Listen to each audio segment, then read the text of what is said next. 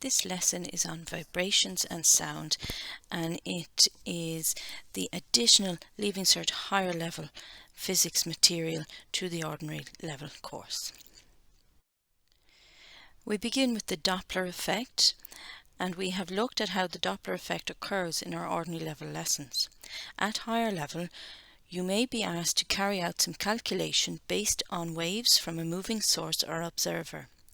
We have two formulae at our disposal, and they're found in your formula and tables books. It's the same formula but two versions. The first one applies to when the source and observer are getting closer to each other or moving towards each other. So perhaps one or both are moving, but this is what we use. So F dash refers to the apparent frequency that the observer sees or hears. Okay, regular F is the frequency of the wave from the source. C is the speed of the wave, maybe a light wave or a sound wave, and U is the speed of the moving source, or indeed observer. This version uses a minus in the denominator, C minus U.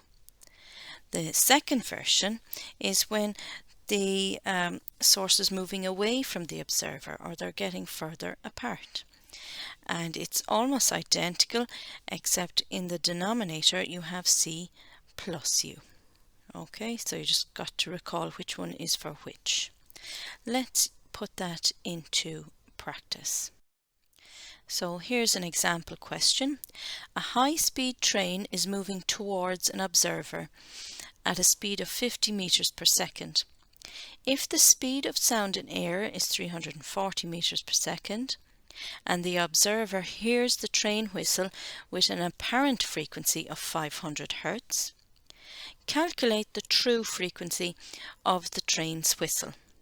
So let's go through the question for pieces of information. A high-speed train is moving towards an observer. So therefore we're going to use the version of the formula with a minus under the line in the denominator. Here it is here.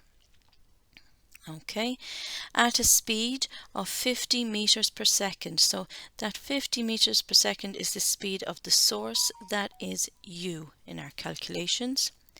The speed of sound in air is 340 meters per second, that is C in our calculations, and the observer hears the train whistle with an apparent frequency of 500 Hz. So apparent means it's not the true frequency, that it's F dash. Okay, so we're asked to solve the true frequency, so find F. Alright, so you may take one of two approaches. Some people like to put in the values first and then manipulate the equation to find F, or some people will manipulate the equation first to get F equals. So that's what I'm going to do. I'm going to multiply both sides by C minus U, the denominator, and therefore I'll get F dash multiplied by C minus U is equal to F times C, and now I'm going to divide both sides by C, and that gives me the result of F equals, so changing left with right here, F dash C minus U over C. So now I'm ready to put in my values. F equals, so F dash was 500 Hz, making sure everything's in standard units. C was 340, subtract U, which was 50, over C again, which is 340. Alright, so let's go to the calculators and see what answer we get there.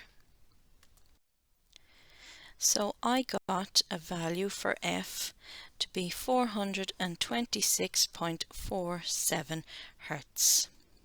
Alright, you should pause the video and make sure you can get the same answer by calculation.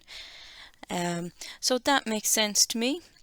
The true frequency is lower, so the true pitch of the train whistle is lower, but because the train is moving towards the observer, they hear a higher pitch, which is what we learned when we looked at the Doppler effect. Sound intensity. Sound is a mechanical wave that transfers energy from one place to another.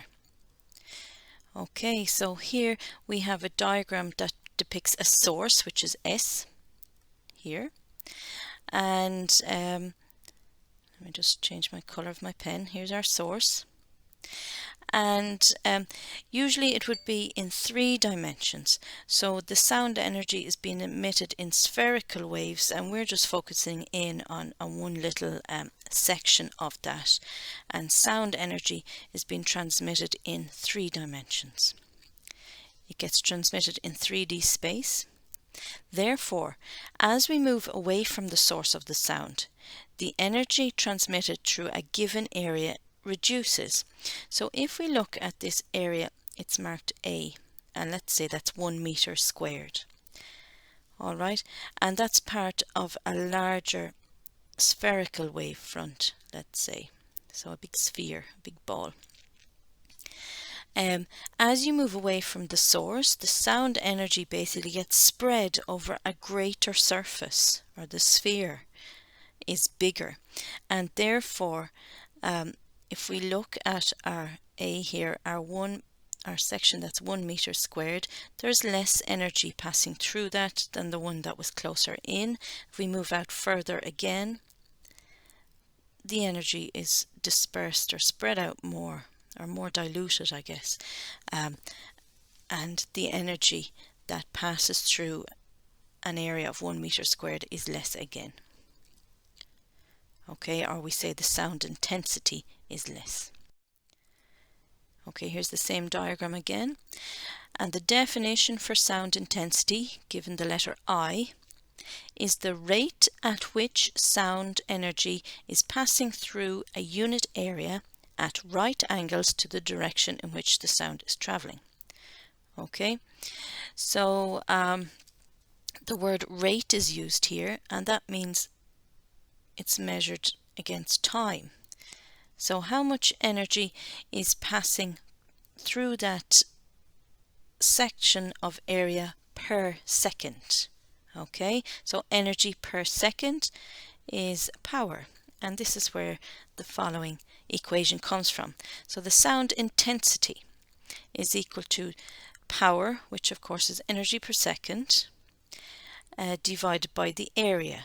So what area is it passing through? And I for intensity equals P over A.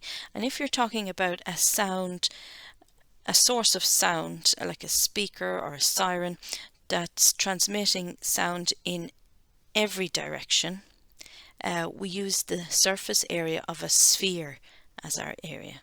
Okay, so you have a source and it's traveling out in all directions. Okay, excuse my drawing, they should be equally spaced. And the surface area of a sphere is 4 pi r squared. The unit of sound intensity is the unit of power, which is watts, per square meter, which is area. So watts per square meter. So here's an example how to work with that equation. A music speaker is emitting sound uniformly in all directions, and the sound intensity 50 meters from the speaker is 0.8 watts per meter squared. What is the sound intensity 100 meters from the speaker? Okay, so we know that it won't be reducing linearly, it's being spread out over an area. So how might we answer that? Here's our equation for sound intensity. I equals P over A. P is the power and A is the surface area of a sphere. Okay, so what we expect is that the intensity will reduce. Okay, and the area will increase. And we have to find the intensity. What will stay the same? Well, the power of the speaker, it's emitting the same amount of energy per second, so that should stay constant. So that's what we're going to look for first. Find the power of the speaker. So if we rearrange our little formula, and that can change to P equals I multiplied by A. So that's the intensity by area. And let's put in the values we have. So at 50 meters, the intensity is 0.8 watts per meter squared, multiply by our area, which is 4 pi, so multiply by pi, or 3.14, multiplied by the radius squared, which is 50 squared. And we will get a value there of 25132.7, and it's power, so it's watts.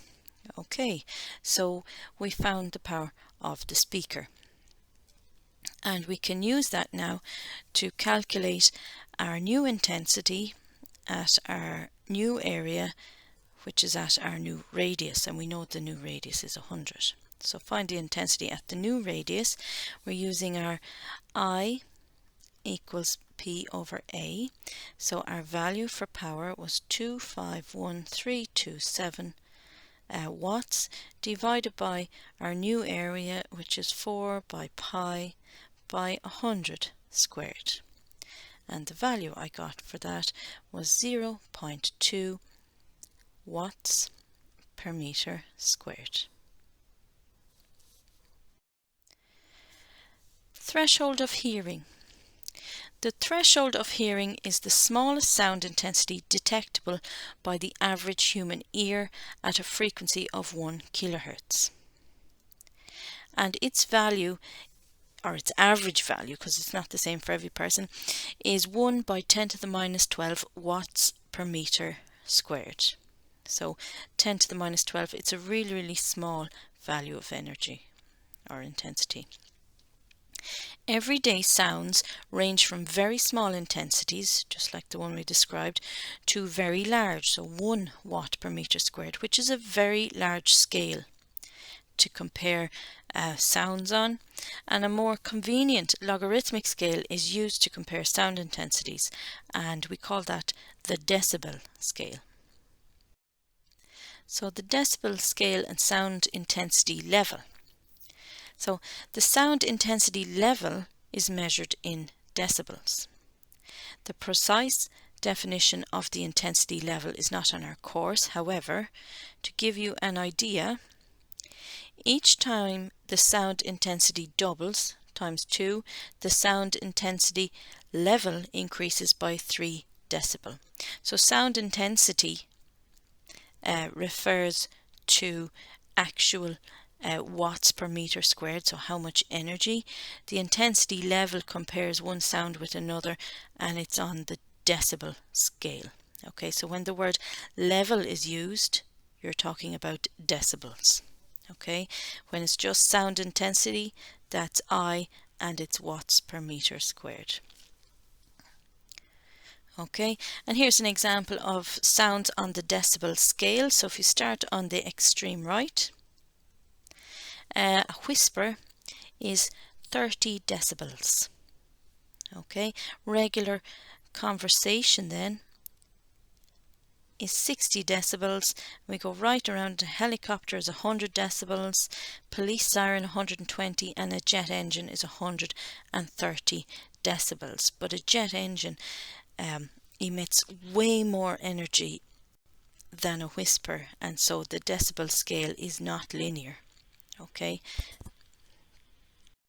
so here's an example on how to work with the decibel scale. On a construction site, a boring machine emits noise with a sound intensity level of 105 decibels, which is a sound intensity of 0.03 watts per meter squared at 20 meters from the source. This results in a power of 151 watts, so they've given us the power in this question. Ear protection must be worn by workers when exposed to sound intensity levels of over 90 decibels. And the question is, at what distance can the construction worker remove his ear protection safely? So what we need to examine are the decibels and how to go from 105 decibels down to 90 decibels, and what will the intensity be at 90 decibels, and at what radius or at what distance would that occur at. Okay, so let's first look at the drop in decibels. So we have to go from 105 down to 90 decibels, and that is a drop of 15 decibels. Now we've learned on the previous slide that each time you increase in decibels by 3, you're doubling the sound intensity, or the reverse is true. Each time that you decrease in decibels by 3 decibels, you would be halving the sound intensity.